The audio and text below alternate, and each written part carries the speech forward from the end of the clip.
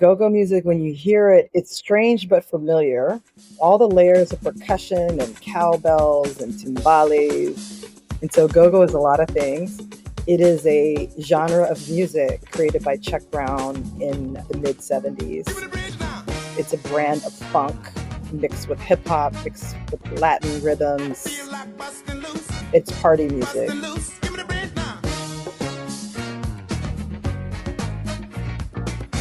That's Dr. Natalie Hopkinson, or as her daughter calls her, Dr. Go-Go. She's a professor at American University and the chief curator of the new Go-Go Museum and Cafe in Washington, D.C. For the last 50 years, go-go has been the sound of Washington, D.C., where communities gather at clubs and backyards, creating a rhythm that has survived everything thrown at it. I'm Aislinn Green, and this is Unpacked America 250, where we celebrate the stories, the spirit, and yes, the music that makes America, America. Natalie became obsessed with go-go in the early 2000s when she was an arts writer for the Washington Post. I started covering youth culture in Prince George's County, Maryland. They were sort of discovering it and creating a whole new movement around go-go called Bounce Beat. And they had these crazy dances. It was just such an energy and a vitality. Like, people were dancing so hard and like flying through the air, and it was so creative. To understand go-go, you have to understand D.C. in the 1970s, when the district became known as Chocolate City. So named after the funk song from the band Parliament, which was super popular in D.C. in the 70s. Chocolate City. This is post-civil rights movement. Are you with me out there? Marion Barry emerges as a leader in the late 70s. These are like former civil rights activists, and they created these programs like the summer job program, and they supported like marching bands in schools.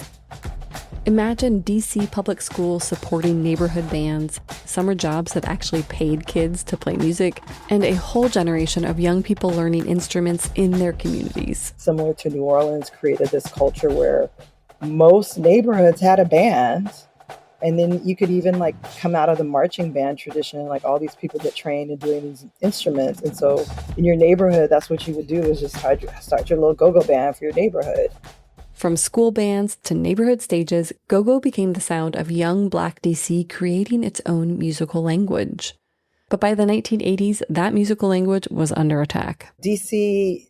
had a reputation by the 80s, as being the murder capital.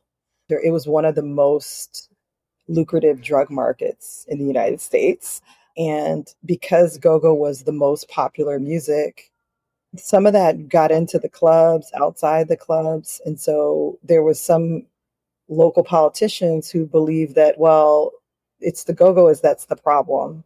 And if we just shut down the music and we stop kids from going to these clubs, then we'll be able to keep them safe. In 1987, D.C. passed a curfew law targeting go-go. I understand the impulse to do something, but the conga is absolutely innocent, and the guitar player had nothing to do with it, it's not the music. But go-go survived. It went underground, yes, it moved to Maryland, but it kept evolving. And in 2019, when a resident of a luxury condo threatened to sue one of the last remaining businesses that played go-go music in the streets, it sparked a movement. People took to the streets. They had had enough.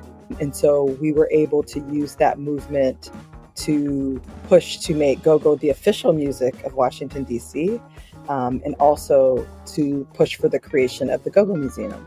Natalie and Ronald Moten, an activist and now the CEO of the museum, played key roles in this. We co-led a movement called Don't Mute DC to protect go-go music. It had been criminalized, it had been disrespected, and really a whole generation of young people had been cut off from it. And that's where the museum comes in. Well, they have cool artifacts like DJ Kool's touring jacket, Little Benny's horn, and other amazing acquisitions. The museum is super community-oriented and very interactive, just like go-go. I will say the museum, it is a go-go. Like, it's also a go-go. Like, it's also a place where the music is created live. Like, there's a live performance stage out back. There's a recording studio in the lower level. So you actually are in the go-go. Interactive exhibits let you trace how go-go influenced hip-hop and in return, how hip-hop samples go-go music.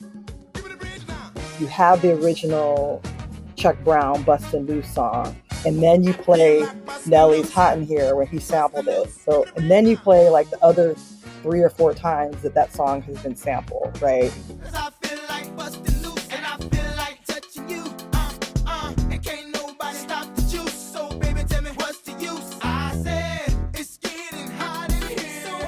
The museum represents both the past and the future of go-go. Having this museum, like a bricks and mortar physical home and place, is like the ultimate, I won't say finale because we have so much more to go, but it's a really important stop along the journey for the music, to like have that respect of like, this is a museum that's dedicated to it.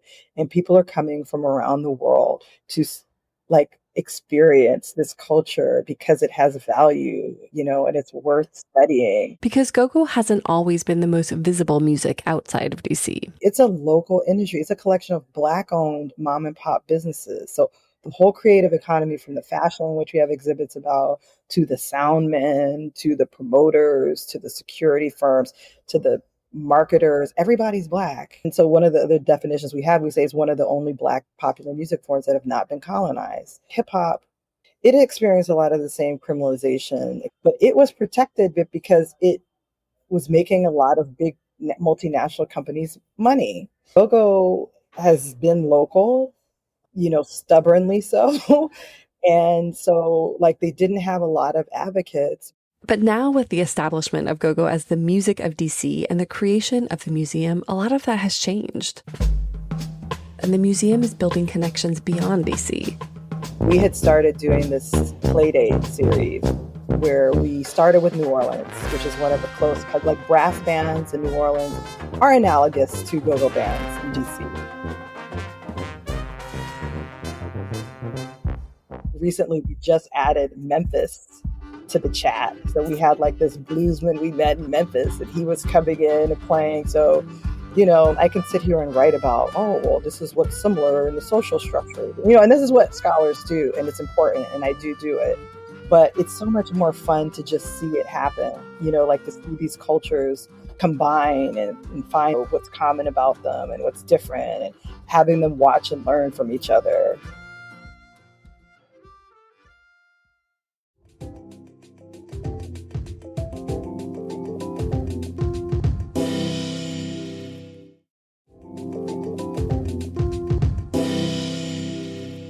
Go-go music continues to evolve with help from artists like Black Alley. They've done a lot of wonderful global collaborations. They do a lot of really fantastic original music. They have a rock edge to them. They have a female lead, Casey Williams. She's fantastic.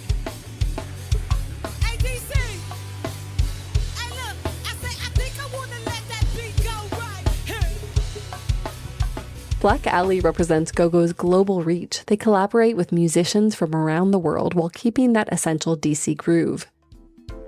And then there's Michelle Blackwell, another powerful voice carrying go-go into new territories.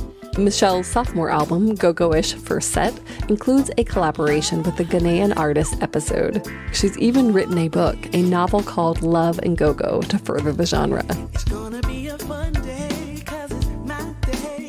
Maybe I will go. Then there are new bands forming. T.O.B., Experience Band, Pocket 3, and there are covers that show go-go's endless creativity. CCB, they just did a All I Want for Christmas cover, a go-go. Google it, listen to it. It's fantastic. It's fantastic. I love it. I've listened to it a million times.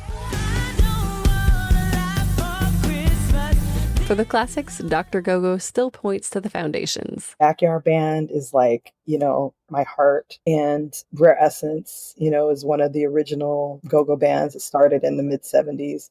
They're still kicking it and doing amazing. Like, they're great for the live shows. And then you can't ever go wrong with Chuck Brown, the Godfather. He's the creator. Where does it go from here? Nobody really knows, but Natalie does know one thing. It's just been a real joyful thing. I'm so happy to have good news out of Washington, D.C.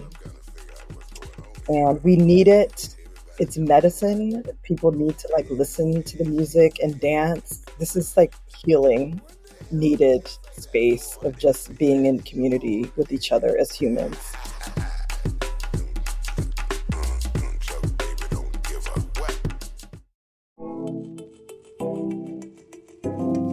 For Unpacked America 250, I'm Aislinn Green. Keep listening, keep learning, and if you find yourself in DC, you gotta find the go-go. And please support the incredible artists we featured today. A special thanks to Black Alley, Michelle Blackwell, and all the other artists featured in this episode. In the show notes, you'll find links to all of their music, their websites, and to a complete go-go playlist.